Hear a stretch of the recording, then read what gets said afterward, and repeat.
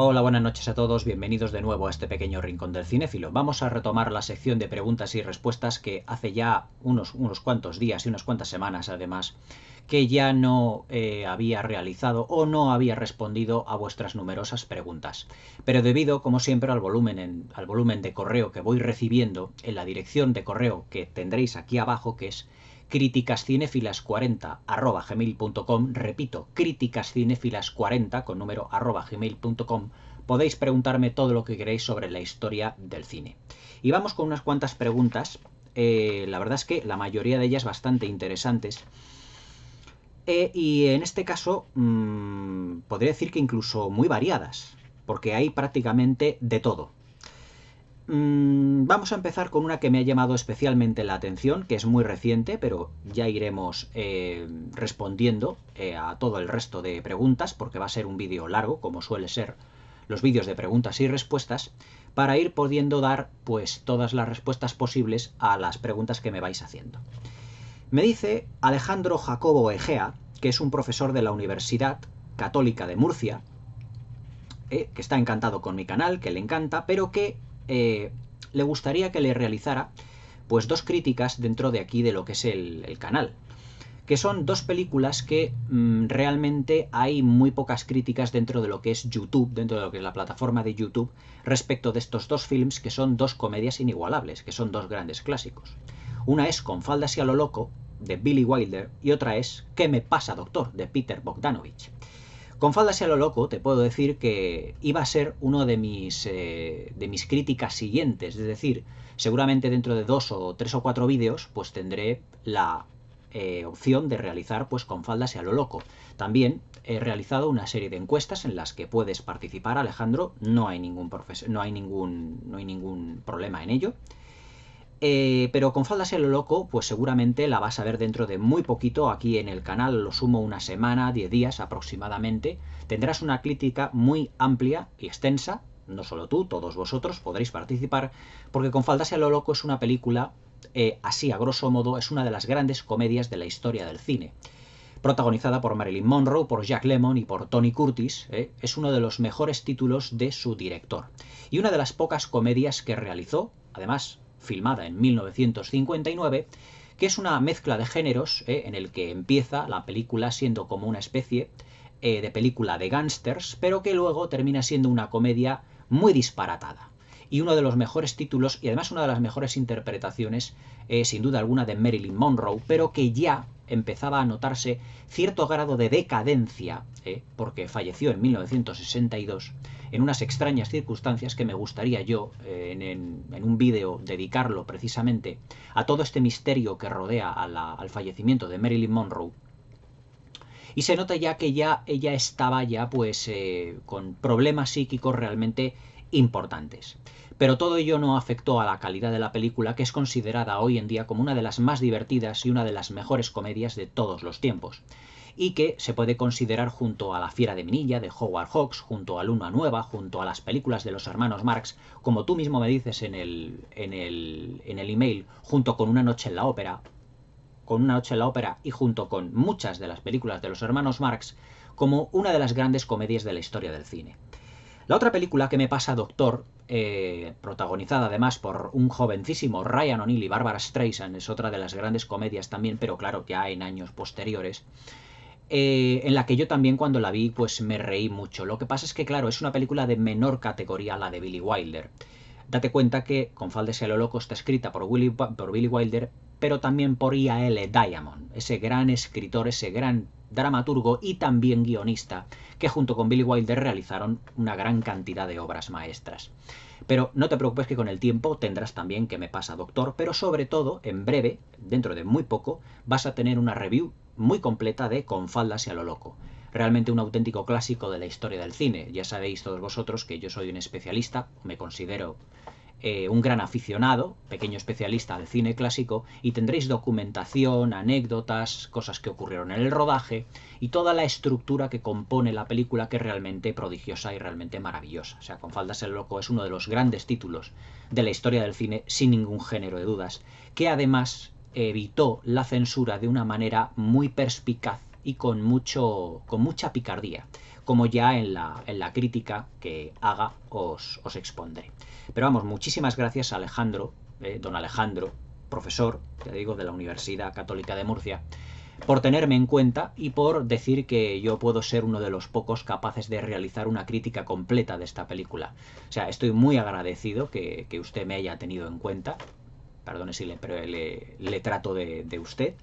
Pero bueno, si me quiere contestar a un email, si me quiere escribir en lo que es en los comentarios, es perfectamente, siéntase usted libre de decirlo, si le quiere que le tutee o lo que sea, pero la verdad es que pocas veces me había escrito un profesor de universidad, la verdad.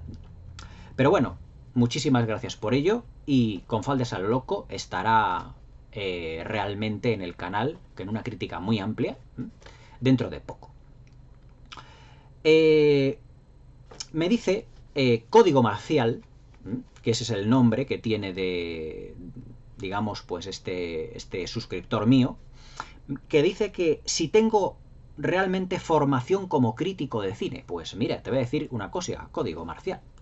No tengo formación de crítico de cine, nunca he escrito ninguna crítica de cine en mi vida, ni para ningún periódico, ni para ningún libro, ni para ninguna revista, ni nada. Es decir, todos los conocimientos que yo tengo de cine han sido a base de ver muchas películas desde que era muy niño, desde prácticamente desde que tengo uso de razón. Mis padres la cultura me la han involucrado de una manera realmente, digamos, de una manera muy exacerbada, pero no solo en lo que se refiere a cine, sino también a pintura, a escultura, arquitectura. Es más, yo, para que os deis todos cuenta, yo quería estudiar arquitectura, pero tuve la mala pata de que me quedé a una décima en selectividad de poder entrar con la nota de corte. Y luego escogí la ingeniería de obras públicas, que es realmente pues la carrera que estudié, que luego la amplié un poquito a la de caminos.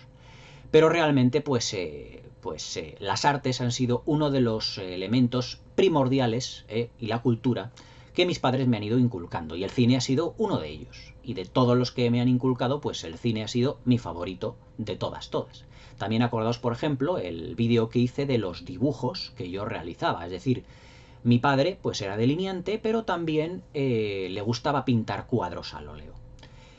Mi abuelo materno también le gustaba también dibujar, se le daba también extraordinariamente bien, y yo pues digamos que lo heredé, y digamos que el arte pues lo tengo un poquito eso en las venas. Y podéis ver en lista de reproducción, en coleccionismo, podéis ver un vídeo dedicado pues a algunos de los dibujos que yo muestro. Y esas son las artes, pero yo de crítico, yo no tengo. Yo creo que tú me has puesto que eres periodista, si mal no recuerdo. Yo no tengo la carrera de periodismo, evidentemente. Yo soy ingeniero, no tengo. Pero siempre he tenido, o me han dicho que he tenido siempre facilidad de palabra. He leído muchísimo. He leído grandes clásicos, he leído a Julio Verne, muchas novelas de Julio Verne. He leído a muchos clásicos españoles, a Calderón de la Barca, a Lope de Vega. He leído a Cervantes, me he leído 3 veces El Quijote, me he leído a clásicos como Tolkien, El Señor de los Anillos me lo he leído otras 3 veces, una novela río, me he leído clásicos de rusos como a Tolstoy, Ana Karenina, Guerra y Paz, Turgeniev, Chekhov, me he leído varios libros de grandes escritores, pero de ahí no ha pasado, es decir, me ha gustado la literatura, me ha gustado el cine, soy un gran lector, lo sigo siendo, aunque ahora me estoy dedicando más al cine, pero yo no tengo una formación, si es que se necesita formación como crítico de cine, que yo creo que no se necesita. Lo que se necesita son conocimientos de cine para poder opinar, digamos, de una manera un poquito holgada de cine. Y claro, yo pues tengo muchos libros de cine, tengo enciclopedias enteras, de estrellas de Hollywood, de directores. Tengo un libro así de gordo, que creo que ya os lo enseñé en cierta ocasión, dedicado a John Ford, así de gordo, en el que viene su filmografía extensa, todos sus grandes títulos desarrollados, artículos de grandes periodistas, grandes críticos, algunos libros de historia del cine, sobre todo uno en varios volúmenes, escrito por Terence Mosh, uno de los mejores periodistas y uno de los grandes escritores de los últimos tiempos aquí en España. Y esa es la formación que yo tengo realmente como, si lo quieres llamar así, como crítico. Pero yo no me considero un crítico al uso. Yo me considero, digamos, pues un divulgador más de una clase de cine que yo creo que no se debe de olvidar, o que por lo menos yo creo que es recomendable o de calidad. Pero yo no soy un crítico al uso, es decir, yo no empiezo diciendo como los típicos críticos gafapastas, es que la justaposición de los personajes psicológicos del no sé qué, del no sé cuántos, yo, o sea, no, en mis críticas, si digo algunos palabras de este tipo, yo los explico. O sea, yo soy de los que digo, si esto creo que no lo ha entendido o no lo han entendido mis suscriptores, lo explico, aunque yo creo que mis suscriptores, creo que tendréis todos un cierto grado de conocimientos de cine o de inteligencia para entenderlo. O sea, mis críticas son extensas, pero son como si estuviese pues hablando con un amigo. Os hablo de las interpretaciones, del diseño de producción, de la dirección, un poquito del director, para que nos situemos un poco dentro de lo que es el estilo del director que le acopla a cada película, pero no tengo una formación como crítico de cine, ni muchísimo menos. Es decir, para mí un crítico de cine es una persona que no tiene por qué entender realmente de cine. Hay críticos aquí en YouTube que dicen que son críticos que han estudiado cine, y claro, cuando yo los he oído hablar de cine o de algunos títulos, he oído auténticas barbaridades. Auténticas barbaridades. Como decir, ¿cómo me puedes comparar este título con este otro? Podrá ser subjetivamente, pero objetivamente es incomparable. Pero claro, no todos tenemos los mismos gustos ni el mismo punto de vista, porque claro, todo depende del color del cristal con que se mire. Pero vamos, no tengo formación de crítico ni soy periodista, si es a lo que te refieres, pero muchísimas gracias por tu pregunta. Vamos a ver. También me dice, me envía Dino Pedemonte una serie de fotos en el lugar en el que vive, que ya anteriormente me las había enviado, y que yo le agradezco mucho que me envíe fotos. Las he estado viendo con mi mujer y realmente pues la verdad es que vives en un lugar muy bonito y precioso, y te agradezco mucho que me envíes fotos, pero también te agradecería que me preguntaras un poquito sobre cine, estas secciones de preguntas y respuestas, además de las fotos. Es decir, me puedes enviar preguntas sobre cine y como complemento las fotografías, pero te agradezco realmente que tengas la confianza conmigo para enviarme todas las fotografías que tú quieras, porque realmente vives en un lugar muy bonito, y yo te agradezco la confianza y sobre todo pues todo lo que pones, el amor y el cariño en enviarme todas esas fotografías, y evidentemente no podía dejar de reseñarlo y de indicarlo aquí en el vídeo. Pero si me vuelves a enviar fotografías, te pido que también me envíes alguna pregunta sobre cine, porque esta sección es de preguntas y respuestas de cine. Pero ya te digo que ante todo, muchísimas gracias, Dino. Me dice Fran Peña, Juan, una cosa que quería dejaros bastante clara. Ya le contesté en su momento, Fran, ya te contesté en su momento, en el que ha habido numerosos, no solo tú, numerosas personas que me han pedido o que me han dejado su número de teléfono de WhatsApp para contactar con ellos y hablar de cine. Yo os agradezco mucho también vuestra confianza, pero tenéis que daros cuenta de que yo, por ejemplo, la ideología que tengo respecto a un teléfono móvil es que es algo muy personal y es algo para emergencias. Yo aquí en mi casa tengo teléfono fijo y luego tengo también teléfono móvil. Y el teléfono móvil lo utilizo para emergencias y para cosas puntuales. Pero claro, yo daos cuenta de que un teléfono móvil, el número de un teléfono móvil es un número más privado, forma parte de la privacidad de cada uno.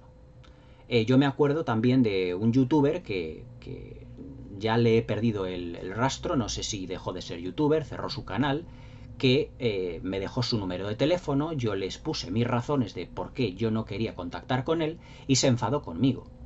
Creo que se llamaba Alex Barrios, no me acuerdo si era así el nombre, pero pues que me hacía muchos comentarios en las películas de terror y de suspense que yo subía al canal, y ya no me ha vuelto a hacer ningún comentario. No sé si se enfadaría, no sé si me estará viendo, pero lo que yo quiero que sepáis es que un teléfono móvil, es decir, el número de un teléfono, es algo muy privado, es algo en el que solo las personas digamos, muy allegadas, o por lo menos que los hayas conocido previamente, pues te pueden dar, o que los hayas visto, que los hayas...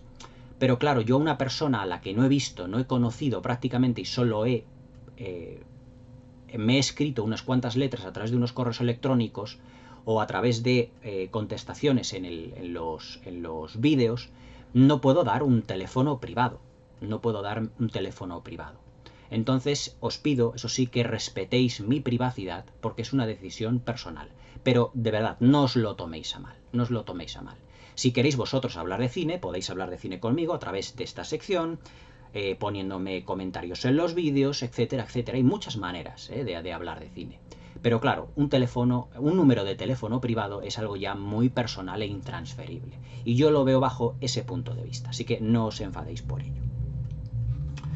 Vamos a ver, me dice, vamos a ver, Invierno Blanco me dice que le gustan mucho las películas de la Hammer y me pide que a ver si pues puedo comentar películas como Frankenstein creó a la mujer, El cerebro de Frankenstein, Frankenstein y el monstruo del infierno. Yo te voy a decir una cosa, la sección de la Hammer va a continuar, es decir, Frankenstein creó a la mujer va a ser la siguiente película de la Hammer que viene después de La maldad de Frankenstein. Es decir, La maldad de Frankenstein fue como un rara avis, si habéis visto mi review de esta película, dentro de lo que era el ciclo de la Hammer dedicado a Frankenstein, dirigidas todas ellas por Terence Fisher. Pero Terence Fisher en La maldad de Frankenstein no pudo dirigirla debido a una serie de compromisos aparte, porque estaba rodando en Alemania, si mal no recuerdo, una película que se llamaba, junto con Christopher Lee, haciendo de Sherlock Holmes. Pero no me acuerdo cómo se llamaba ahora la película. Pero en 1966 volvió a retomar el personaje de Frankenstein en una película realmente impresionante, que es Frankenstein creó a la mujer. Lo que yo considero que es una de las obras maestras y una de las películas más personales de Terence Fisher dentro de su carrera dentro de la productora Hammer Films Productions. Frankenstein creó a la mujer tiene muchísimas lecturas, le pasa lo que a La maldición del hombre lobo, tiene muchas lecturas porque además de ser una película de terror, es una película de suspense, tiene una serie de gotas o pinceladas de slasher y también, por así decirlo, pinceladas incluso de ciencia ficción. Incluso un guiño a las personas transgénero, es decir, a los transexuales. Pero todo eso lo iremos diseminando cuando yo comente Frankenstein creó a la mujer, que será la próxima película que yo comente de la Hammer, que es una auténtica maravilla, una obra maestra y una de las películas más redondas que Terence Fisher filmó dentro del estudio.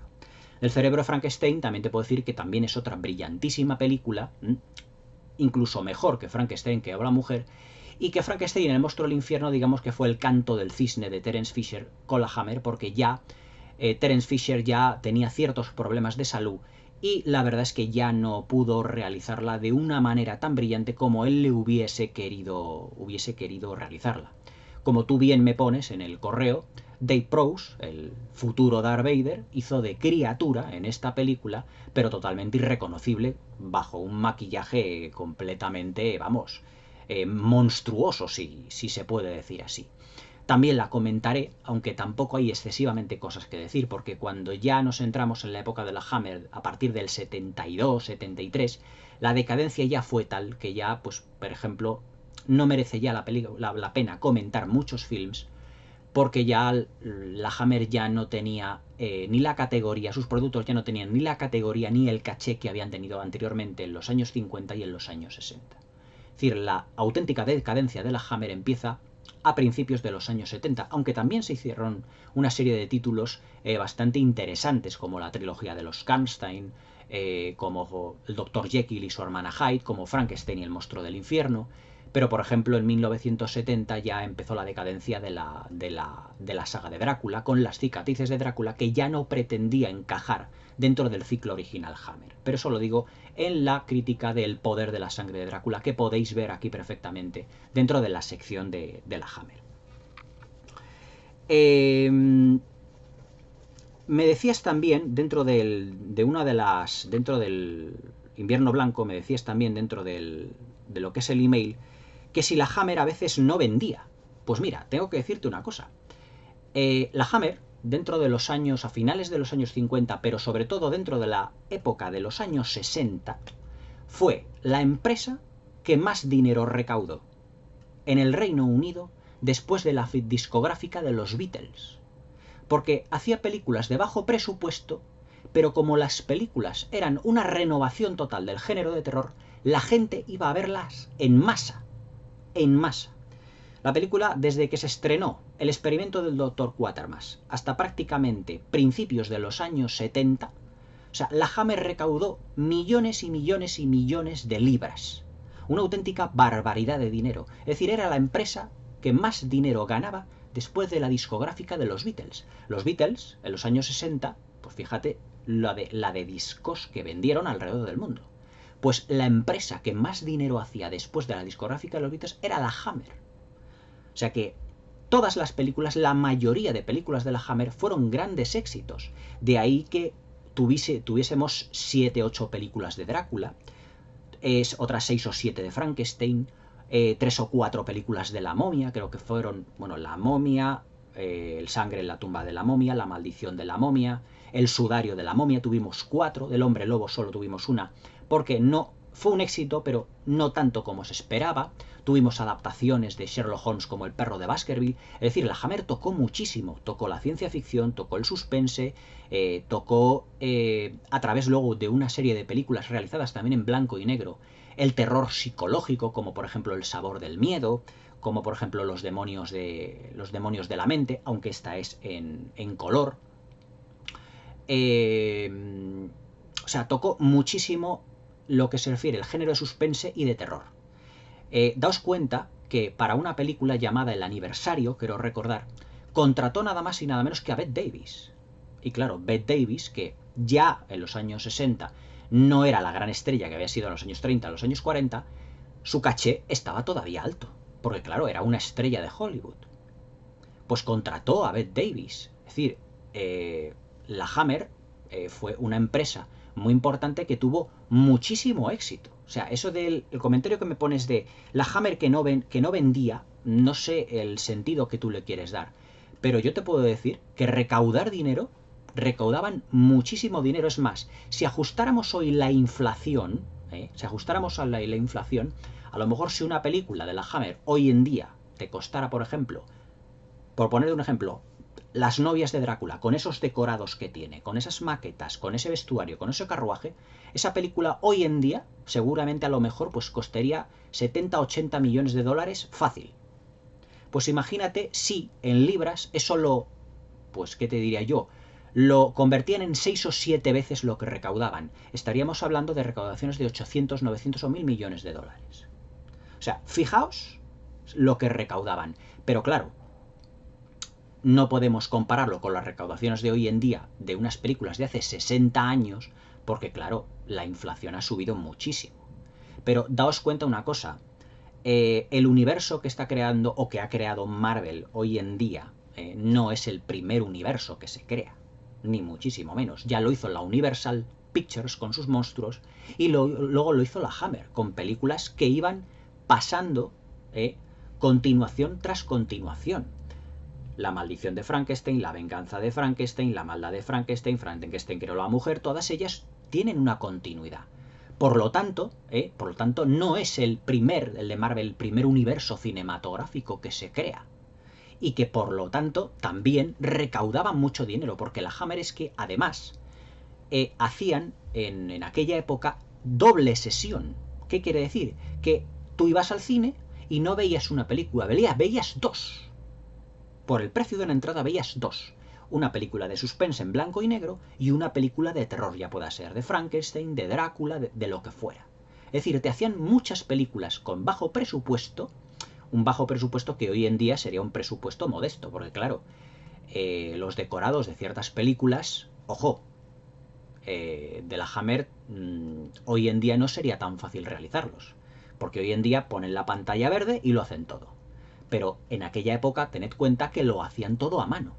Y a mano era muchísimo más caro. O sea, lo que hoy en día entendemos por serie B son películas muchísimo más baratas que lo que hace 60 o 50 años se entendía por serie B. Hollywood hacía películas de 7, 10, 15, 12, 20 millones de dólares. Hace 50, 60 millones de años. Uy, 60 millones. Hace 60 años. Pero claro, hay que ajustar la inflación. Pero vamos, os puedo decir que hoy en día, vista una película de la Hammer, se puede decir que tiene sabor a serie B, pero es muy difícil que algo artísticamente se hiciese parecido en la actualidad. Pero la Hammer, ya te digo que la mayoría de películas fueron un éxito. Lo que pasa es que tuvo su época. La Hammer empezó en el 57 y terminó en el 74, en lo que fue su época dorada. Porque antes, si has visto el vídeo de mi introducción de las películas de la Hammer, antes la Hammer se llamaba Exclusive Films y era una productora netamente británica, aunque creada por un español llamado, ay, ahora no me acuerdo, Enrique Carreras, barcelonés, para más datos, que empezó en los años 30 a hacer películas en el Reino Unido y que luego su hijo, Michael Carreras, fue productor y siguió con la tradición de su padre. Y en los años posteriores a los Exclusive Films se empezó a llamar Hammer Films. Y cuando adoptaron los monstruos de la Universal sus derechos, se dedicaron al horror gótico. Y la etapa dorada fue todo aquello, pero fue una productora gigantesca. Hoy en día creo que sigue haciendo películas la Hammer, pero ya pasan muy desapercibidas. Su época de oro ya pasó. Pero fue una productora muy importante y sí que vendía. ¡Jo, que sí vendía! Además es que hoy en día los productos de la Hammer es que vuelan. O sea, las películas de la Hammer vuelan. Para los cinéfilos vuelan de las estanterías. Yo me acuerdo haber comprado una colección de manga films de 20 títulos de la Hammer y estuvieron a la venta muy poquito tiempo, porque es que la verdad es que para los cinéfilos volaban. Me dice también, por ejemplo, Carlos Aníbal Otegui, que es uno de los suscriptores que me escribe muchísimo. Muchas gracias, Carlos, por escribir y te contesto todo lo que puedo.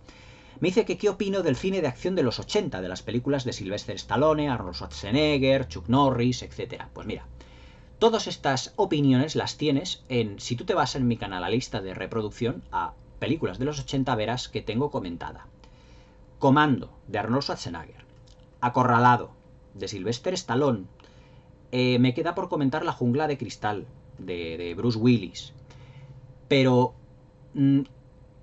también hace poco comenté, relativamente poco, Límite 48 horas de Nick Nolte y de Eddie Murphy, otra de las películas de acción de buddy movies, con el concepto que os lo expliqué. Las películas de acción de los 80 son, ¿cómo os lo diría yo? Unas películas muy autóctonas de su tiempo, películas muy de su tiempo. Hoy en día podemos ver perfectamente películas, por ejemplo, como Depredador, como Comando, todas las de Schwarzenegger, todas las de Sylvester Stallone, todas las de Rocky, por ejemplo, para mí son películas de acción, aunque no sean de acción de persecuciones, de tiroteos, de esto, pero evidentemente a Rocky dando guantazos a Iván Drago, a Dolph Lundgren, pues para mí es una película claramente de acción. Son películas que estaban hechas realmente y realizadas para el estrellato, o mejor dicho, para el lucimiento de sus estrellas, que no tenían una calidad interpretativa muy buena, pero que eran grandes éxitos de taquilla y que arrastraban a mucha gente al cine. Tom Cruise se puede decir que empezó siendo pues un actor de películas de acción. Top Gun, Días de Trueno, por ejemplo, y hoy en día pues la de Misión Imposible. Es decir, Tom Cruise se puede decir que es un actor netamente casi de películas de acción, aunque también es un gran actor dramático. Claro que no, por supuesto. Lo demostró en Eyes Wide Shut, lo demostró en Magnolia, de Paul Thomas Anderson, lo demostró en Un horizonte muy lejano, de Ron Howard, pero quiero deciros que fue un cine que se realizó durante una década y que luego también se postergó durante la primera década durante los primeros años 90, hasta que en 1994 James Cameron realiza lo que es, yo creo, la última gran película de acción de aquel estilo, que es Mentiras arriesgadas, y que yo, sinceramente, echo mucho de menos en el cine esta clase de películas más sencillas. Ahora tenemos que si Fast and Furious, que si todas estas, que utilizan unos efectos visuales por ordenador con unas persecuciones imposibles, todo ello. En los 80 no necesitábamos todo eso para poder disfrutar de una película de acción y poder vibrar, digamos, en la taquilla, mejor dicho, vibrar en el cine. Porque no necesitábamos de efectos digitales para poder emocionarnos. Ya cuando salían los protagonistas, cuando salía Stallone, cuando salía Bruce Willis, cuando salía Arnold Schwarzenegger en pantalla, cuando salían luego ya más secundarios Chuck Norris, Jet Li, Dolph Lundgren, Jackie Chan, ya era suficiente motivo para ir a ver una película y ya vibrábamos con su sola presencia en pantalla. Porque eran personas, eran estrellas, no actores, estrellas de cine que tienen un gran carisma. Hoy en día, las estrellas de acción, como La Roca, por ejemplo, el Dwayne Johnson, que ni es estrella, ni es actor, ni es nada, necesita de gran parafernalia de efectos visuales para que sus películas puedan lucir algo. Hoy en día, se puede decir que el único heredero de ese tipo de cine, si se le puede decir heredero, puede ser Jason Statham, el protagonista de Transporter y de Carrera al Infierno, o Carrera del Infierno, creo que se llamaba aquella, en donde conduce un coche con un camión muy al estilo de Mad Max. También tuvimos la de Mad Max de Mel Gibson, El guerrero de la carretera, pero la película, además de tener toda la acción y todo el buen hacer artístico, porque todo estaba hecho de una manera también artesanal, el actor ya de por sí ya te llamaba a ir al cine.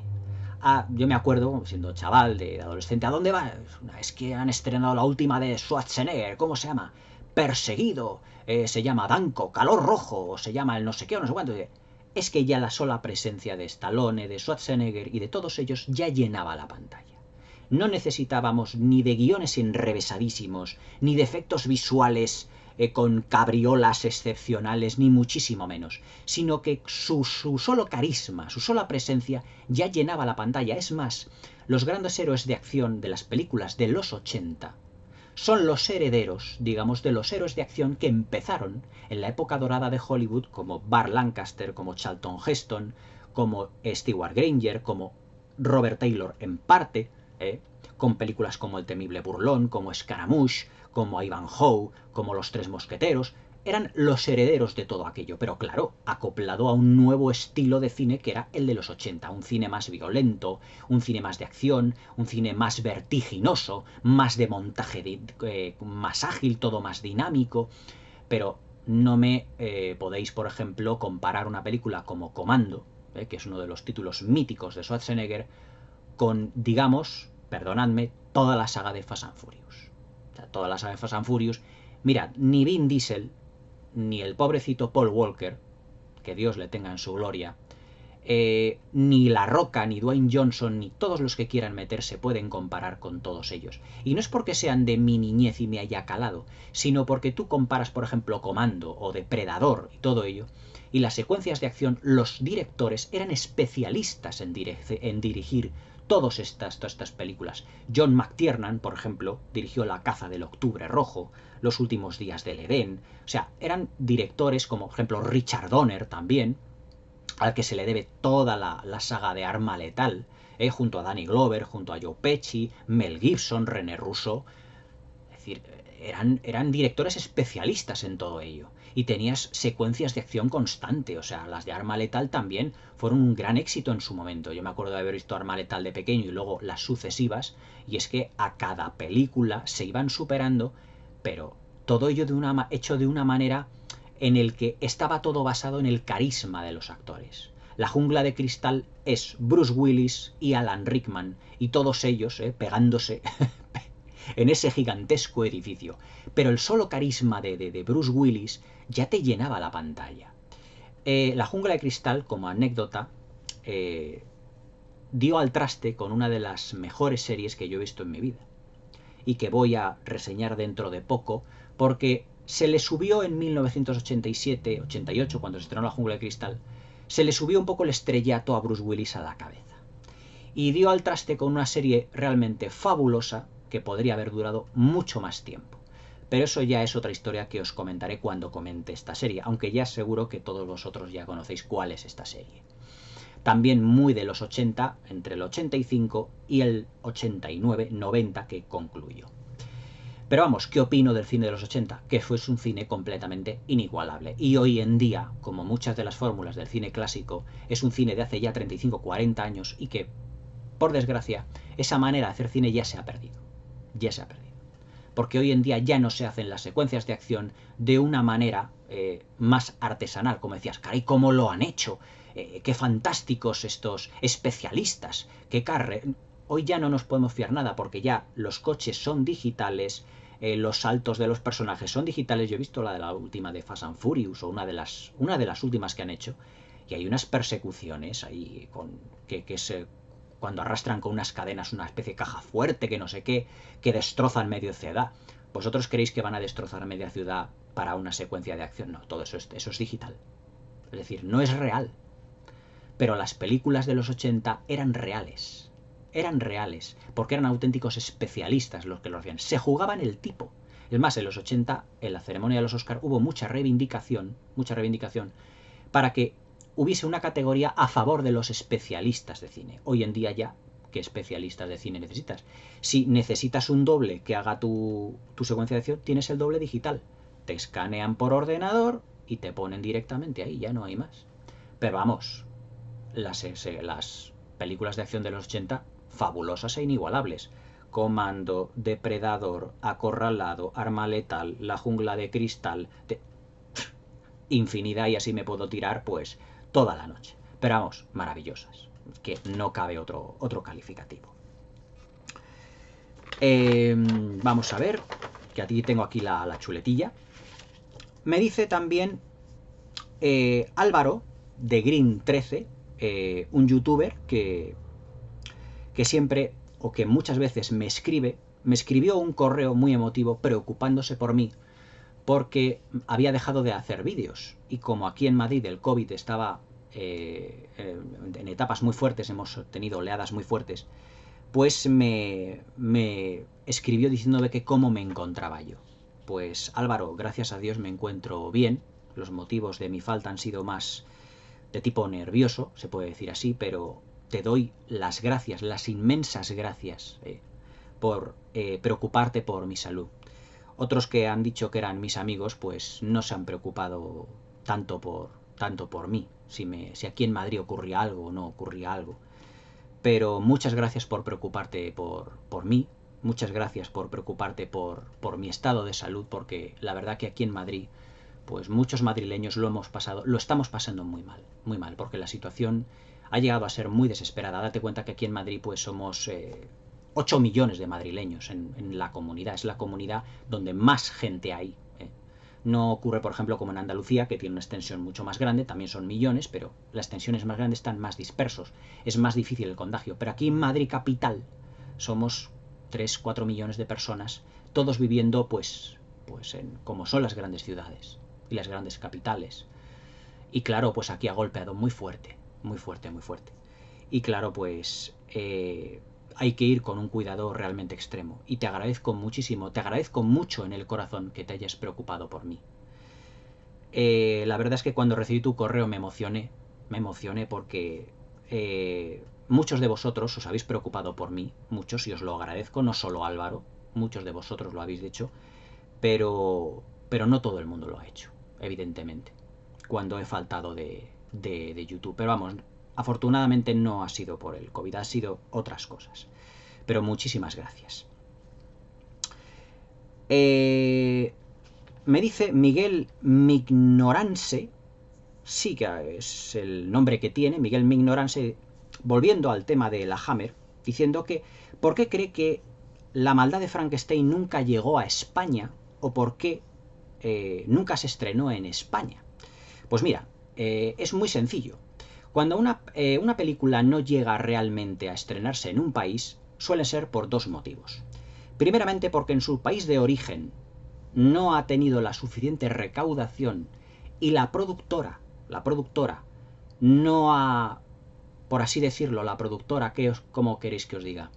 No ha considerado aquí en España lanzarla, o directamente ha habido algún problema entre productoras o entre derechos de las productoras para que esa película sea distribuida en un país. Es decir, cuando una película se filma, se rueda, tienen que realizarse una serie de convenios, atender una serie de convenios, para que una película pueda ser distribuida de un país, de su país de origen, a otros países. Entonces, cuando no se estrena, es por motivos económicos o burocráticos.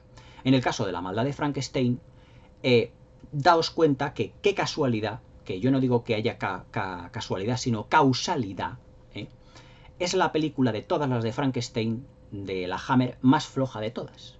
La más flojita, la que menor calidad tiene, aunque tiene muy buenos momentos, es un buen film, es más que correcto, pero es de todas ellas la más floja de todas.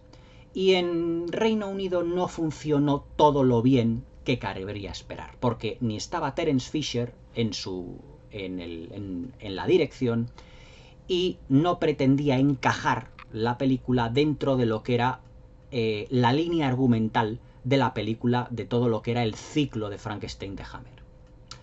Yo la tengo en Blu-ray y tengo el doblaje en latino. Es decir, esta película se estrenó en Sudamérica o directamente cuando se ha estrenado aquí han adaptado el doblaje latino al Blu-ray, al DVD o al Blu-ray. O no se han querido gastar dinero aquí en España en doblarla al castellano porque pensó seguramente la productora, la distribuidora, que no merecía la pena porque si ya esa película en su momento no tuvo auge, pues a lo mejor no merecía la pena o no les era factible económicamente, no les era económicamente rentable, mejor dicho factible, rentable, pues poder traducirla al castellano y distribuirla. Es decir, daos cuenta que incluso hoy en día se hacen en Hollywood, de todas las películas que hacen en Hollywood, no todas llegan a España. No todas, ni muchísimo menos. Llegan las que a la distribuidora española le interesan o las que pueden llegar a ser un éxito. Incluso hay películas que dicen, esta puede ser un éxito en España, y luego cuando se proyecta aquí es un fracaso. Es decir, que las productoras se arriesgan mucho comprando películas para distribuirlas, porque claro, si quieren comprar una película que ha sido un éxito en Estados Unidos, pero quieren, por ejemplo, para España, supongamos, 3.000 copias, claro, eso tiene un coste. Porque tienen que doblarla, tienen que distribuirla, tienen que... un montón de historias. Y todo eso lleva un dinero. Pero todo eso les va a resultar rentable. No lo saben. En el caso de La maldad de Frankenstein, por ser a lo mejor la película más flojita dentro del periodo, dentro del ciclo de Frankenstein, seguramente no se quiso distribuir. No veo que fuese ni por asuntos de censura, ni por asuntos de ningún otro tipo de aquella época, porque es de todas las películas de Frankenstein, digamos, la menos contundente, la menos fuerte, la menos sanguinolenta, la menos terrorífica, por así decirlo. Pero a lo mejor precisamente por eso no funcionó todo lo bien que pudiese funcionar en el Reino Unido, o por lo menos no funcionó tan bien como el resto de películas donde la marca de calidad era Terence Fisher, el director. Y aquí el director fue Freddie Francis, no era Terence Fisher. O sea que seguramente era por esos dos aspectos. O porque no sería seguramente rentable en España, o porque hubo problemas entre distribuidoras para poder traer la película a España. Simplemente eso. Es lo que suele ocurrir en el 99,99% de los casos cuando una película no llega a España. Es más, Las amantes del vampiro, llamada así, y Lujuria por un vampiro, no se llegaron a estrenar tampoco en España. Vampire Lovers y Lust for a Vampire. ¿Por qué? Seguramente por la censura. Porque son las dos películas donde más piel femenina se ve en la película dentro de todas las películas de la Hammer. Pero sí que tuvimos la tercera que se llamaba Drácula y las mellizas, donde prácticamente no hay desnudos femeninos. Pero en Lujuria por un vampiro y Las amantes del vampiro, que las tenéis aquí comentadas, sí que se ve una serie de desnudos femeninos que seguramente a lo mejor en 1970 pues aquí la censura, digamos, lo prohibió. En ese aspecto sí, pero en el aspecto de La maldad de Frankenstein no hay nada de eso. Ni siquiera es una de las películas más sanguinolentas. Ni hay desnudos, ni nada por el estilo. Por lo tanto, yo creo que se debe a que o no se distribuyó en España porque no fue rentable en el Reino Unido, o por problemas de distribución. Única y exclusivamente. Vamos a ver. Sí, Manuel Alberto Blog, y esta es una película...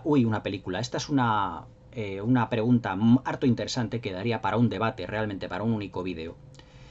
Me pregunta que por qué yo tengo una mala actitud frente al cine español. Vamos a ver, yo no es que tenga una mala actitud frente al cine español. Lo que pasa es que yo soy una persona que ha visto mucho cine de todas las clases, de todos los países, nacionalidades, épocas, géneros, etc. Y yo he escogido el cine que más me gusta, que es el cine clásico, y eso en particular, y por extensión el cine norteamericano.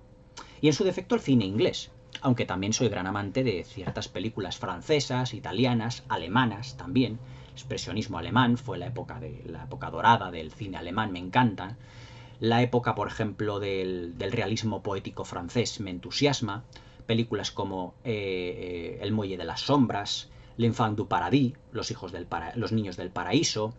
La Nouvelle Vague la detesto por completo, no me gusta nada. El neorrealismo italiano me encanta, es decir, Roma, Ciudad Abierta, Rocco y sus hermanos, El ladrón de bicicletas. O sea que no solo de películas norteamericanas yo vivo, también de películas inglesas, las películas de los hermanos Korda, las películas de Michael Powell y Mary Pressburger, como Las zapatillas rojas y otras tantas que os comentaré aquí en el canal. Pero yo reconozco que el cine aquí en España no es uno de nuestros principales fuertes. Yo aquí en España nos encanta, a mí me encanta en España nuestra dieta mediterránea, tenemos grandes artistas, grandes pintores como Velázquez, Zurbarán, Goya, 50.000 grandes artistas, grandes escritores, grandes poetas, grandes... Pero el cine no ha sido nunca uno de nuestros grandes fuertes. Aún así, si yo tuviese que escoger algunas películas españolas, aproximadamente más contemporáneas, y eso que he dado muchas oportunidades al cine español, escogería, por ejemplo, a directores como José Luis García, Alejandro Amenábar, José María Forqué, Luis García Berlanga y Luis Buñuel. Y de ahí prácticamente y Chicho Ibáñez Serrador. Pero de ahí no me saques, porque ni Pedro Almodóvar, ni Julio Medem, ni Alex de la Iglesia a mí me han demostrado que hayan hecho grandes películas. Aquí en España siempre nos las hemos dado un poquito de querer ir a más, pero es el quiero y no puedo por una serie de circunstancias. Y es que el cine, o por extensión la cultura, está como, ¿cómo os diría yo?, como atrapada dentro de una ideología aquí en España, y esa ideología se ha apropiado de la cultura, y cree, esa ideología, que la cultura le pertenece a esa ideología, y eso no es cierto. La cultura es, digamos, un bien común de todo el mundo. Aquí en España, las películas durante mucho tiempo, se han politizado. Ya fuese durante la época de los años 50, 40, durante el franquismo o posfranquismo. Durante la transición, durante la movida, es decir, durante los años 80, incluso ahora. ¿Por qué? Porque siempre se ha enfocado el cine como un medio propagandístico de una determinada ideología política del momento. Y yo, particularmente, no voy al cine ni muchísimo menos a ver una película con tintes políticos que intente hacerme un lavado de cabeza. Ni muchísimo menos. Yo voy al cine a entretenerme. No que me digan, estos son muy buenos, estos son muy malos, esto ocurre así, esto ocurre asao, porque cada uno de su ideología va a dar una versión distinta. Y eso pues para mí pues no va mucho conmigo. Y es uno de los principales problemas que tiene el cine en España. Que el cine en España tiene una cuota muy baja. ¿Por qué? Porque es un cine que está muy politizado, desde cualquier punto de vista. Y es una losa que no nos la quitaremos nunca, porque es una losa que ya llevamos muchísimas décadas detrás de sí. Os puedo decir, por ejemplo, que en la época de Franco hay una película que se llama Dragón Rápide, en la que Franco escribió el guión de esa película. Pero es que cuando luego, después en la transición, nos gobernó ya no la derecha, sino la izquierda, pues empezaron a meter propaganda de izquierdas. Es decir, no nos hemos librado aquí en España prácticamente muchas veces de una cierta propaganda política o de mensajes políticos en las películas. Y la gente, el 90% de personas que va al cine, lo que quiere ver es una película para evadirse. Es decir, acción, aventura, suspense, terror, lo que fuera, ciencia ficción, pero no un panfleto político. Y eso es lo que muchas películas del cine español nos están dando. Sobre todo, desde la transición para acá, desde la época de Almodóvar, desde la época de muchísimos directores, lo que nos están metiendo constantemente muchos directores es panfletos políticos tras panfletos políticos. Y claro, llega un momento que el público ante esas películas decide no ir a verlas. Y como el cine aquí en España está subvencionado, pues ellos dicen, nos da igual que la gente vaya a verla o no vaya a verla. Porque nosotros, como estamos subvencionados, actores, directores, etcétera, pues bueno, nos da exactamente lo mismo. Es mi opinión. Es mi opinión. Yo creo que el cine en Estados Unidos, por ejemplo, no está subvencionado. Hay una pequeña parte del cine en televisión que sí está subvencionado, pero las grandes majors, la Metro-Goldwyn-Mayer, la Universal, la Fox, la Disney, no están subvencionadas. Es más, ha habido muchas productoras que se han ido a la quiebra. La Metro-Goldwyn-Mayer ha tenido que ser comprada hace poco por la Disney porque ha llegado a la bancarrota. No estaba subvencionada. La RKO, que brilló en los años 30 y en los años 40 con películas maravillosas, se fue a pique. No la rescató ningún gobierno en Estados Unidos. La 20th Century Fox, que con Cleopatra prácticamente se arruina, y fue la película El día más largo la que, digamos que, repuso un poco el dinero de las arcas de la Fox para que pudieran continuar, casi estuvo a punto de arruinarse. La Metro-Goldwyn-Mayer en 1959 empleó 15 millones de dólares de la época en hacer Ben-Hur. Pero es que Ben-Hur era la tabla de salvación de la Metro-Goldwyn-Mayer. Si Ben-Hur tenía éxito, la Metro-Goldwyn-Mayer se salvaba. Si Ben-Hur fracasaba, la Metro-Goldwyn-Mayer desaparecía. Pero aquí no. Aquí todo se subvenciona, tenga éxito o tenga fracaso. Y preguntaos una cosa, ¿por qué las películas que no están politizadas del cine español tienen éxito? Precisamente porque no tienen contenido político. Por ejemplo, Los Otros, de Alejandro Amenábar, El Orfanato, de Bayona, son películas de género, de suspense, de terror, que es un tipo de cine que llama a la gente. Pero a la gente no la llames al cine diciendo, no, es que vas a ver un panfleto sobre la guerra civil, la posguerra, el no sé quién, el no sé cuánto, el fulano, el mengano, porque la gente yo creo que está cansada y aburrida de los mismos temas siempre. Por eso yo tengo una actitud hacia el cine español de decir, yo prefiero el cine de aventuras. Sinbad el marino, Sinbad y la princesa, El Señor de los Anillos, las grandes comedias de los hermanos Marx, ¿qué os diría yo? Las películas de cine negro, las películas de época que me encantan, inglesas, como Regreso a Hogwarts End, Lo que queda del día, las películas de Luchino Visconti, como El gato pardo, todas aquellas películas donde había arte en movimiento, el diseño de producción, los decorados, todo eso. Es decir, todo neutro, es decir, que nos cuenten ustedes una historia, no que nos den un mitin político. Porque para mítines políticos aquí en España estamos ya muy hartos ya de mítines políticos.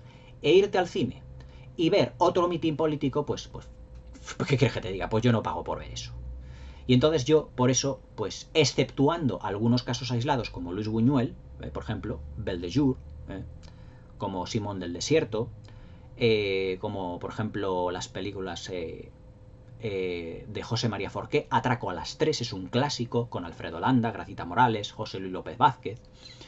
En España hemos tenido grandes actores, aunque esos grandes actores ya están prácticamente retirados. Tuvimos en el teatro, mucho mejor el teatro español que el cine español, a José María Rodero, a Irene Gutiérrez Cava, tuvimos a Carlos Larrañaga, tuvimos una serie de actores muy buenos que hacían unas representaciones teatrales fabulosas. Aquí en España, para que lo conozcáis, había un programa de televisión que eran representaciones de teatro, que se llamaba Estudio 1. Y en Estudio 1 había unas representaciones de teatro, eran representaciones de teatro, pero filmadas para televisión, pero era teatro. Y había una serie de actores realmente todos fabulosos. Claro, toda esa calidad interpretativa ya se ha perdido. Durante los años 50, durante los años 60, durante los años 70, principios de los 80 también tuvimos Estudio 1, pero es que ahora con perdón de la palabra, la retahíla de actores o de no actrices que hay, Vamos, es que es insufrible ver una película española y yo le tengo que decir a mi mujer, ¿qué ha dicho ese actor? Porque es que no le entiendo, porque es que hablan a susurros. Hablan como...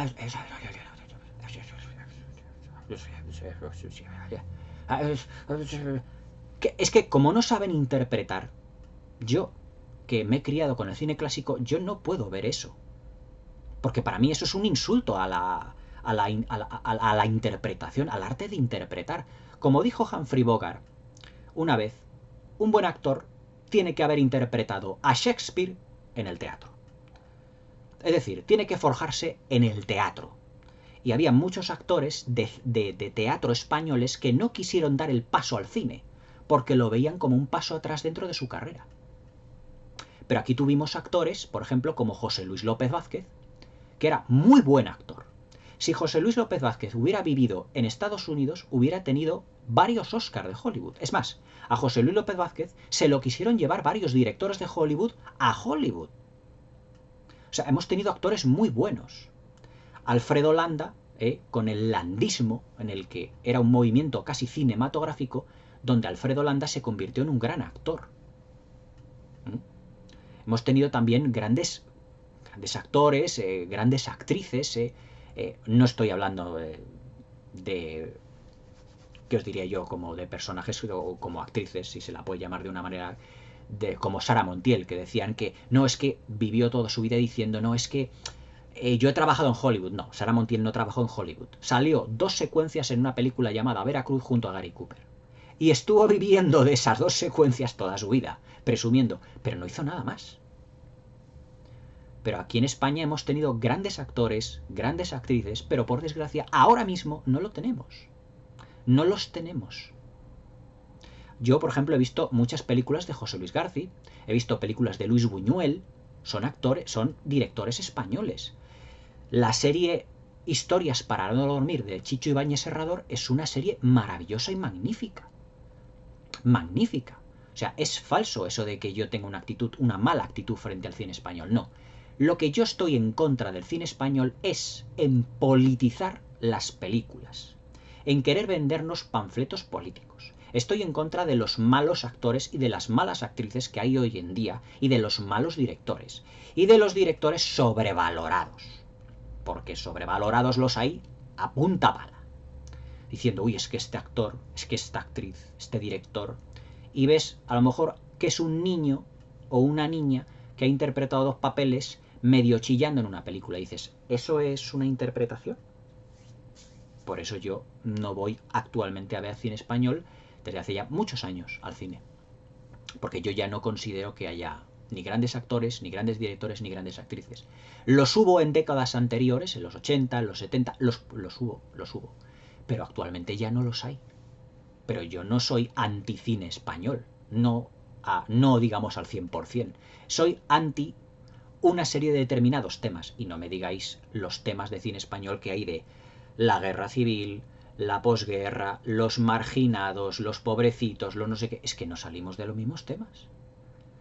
Por eso cuando se hace una película de género tipo Los Otros o El Orfanato, tienen éxito. ¿Por qué? Porque es lo que la gente quiere ver. Pues haz películas de ese estilo. Incluso las películas aquellas de Mortadelo y Filemón, que eran tan malillas, la gente fue a verlas en masa. ¿Por qué? Porque era algo distinto a todo.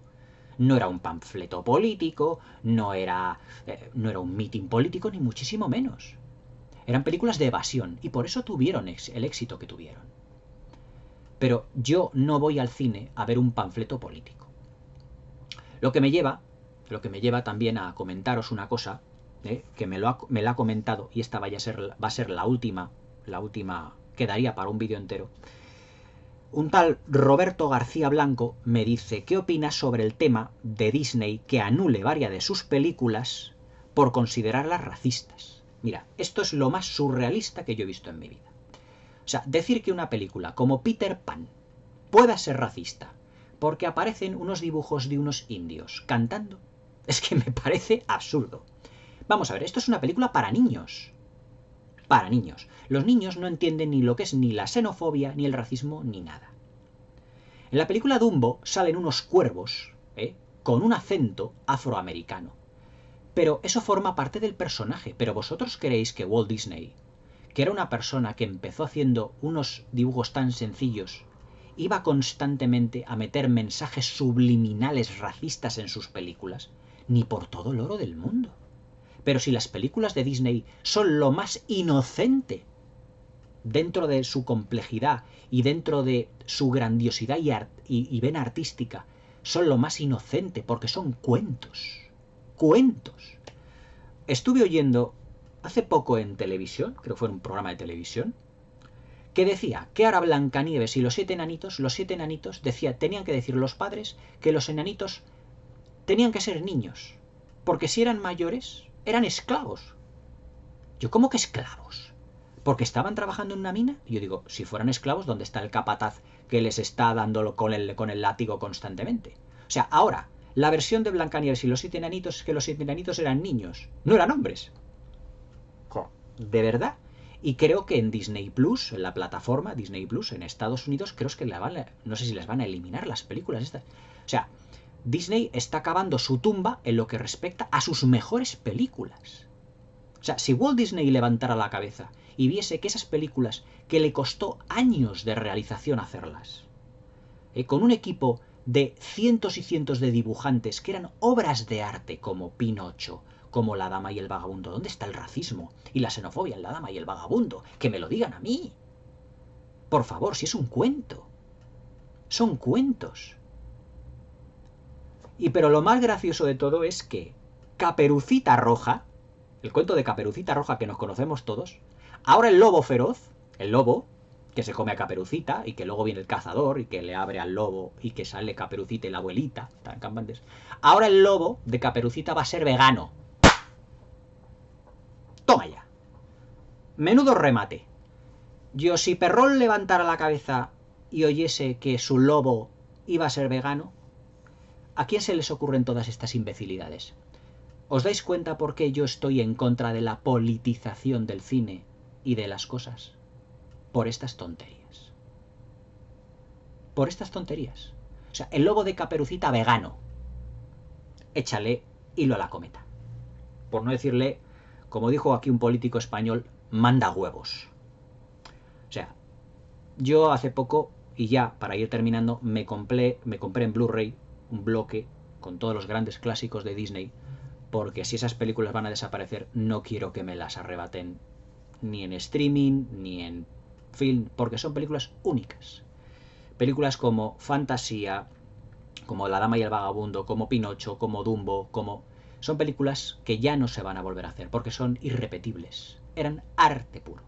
Ahora Disney coge un ordenador, le da unas teclitas y en unos meses ya tiene una película. Antes se tardaban años en hacerlas, porque lo hacían artistas.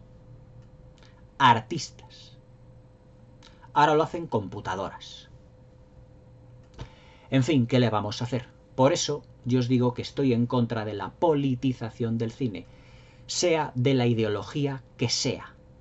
A mí dame un producto bien hecho, bien elaborado, bien fabricado, con un buen empaque, pero déjame a un lado la política, porque en cuanto metes la política dentro del cine, lo que haces es limitar al artista.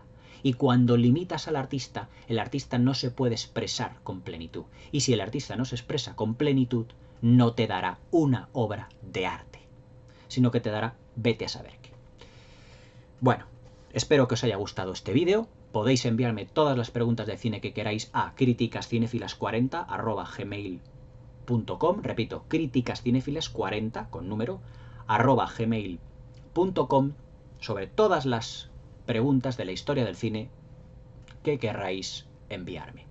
Espero que os haya gustado el vídeo, que os suscribáis al canal y que le deis a la campanilla para que no os perdáis ninguno de mis nuevos vídeos. Hasta pronto.